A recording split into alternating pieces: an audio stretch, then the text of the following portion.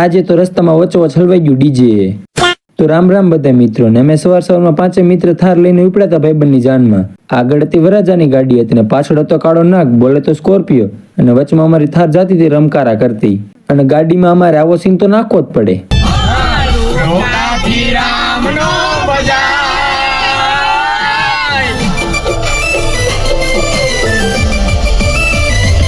અને પૈસા હોય કે ન હોય, બાકી ગીત વાગે તો જ. હા,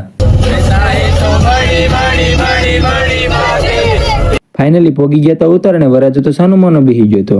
લ્યો માસી આવી ગયા અને 5100 નું કરીને ગયા. અને આ ભાઈબંધને ખબર પડી કે મારે સાબ ઉપાડવાની છે, તોય જાનમાં આવ્યો તો તોય કુંડીએ પગ ધોવા માંડ્યો. આવા જ આવ્યો કુંડીએ પગ ધોઈને. પછી અમે સાબ લઈને ગયા અને અમે તો સાબ વાળા ઉપર છાંયો કર્યો હતો.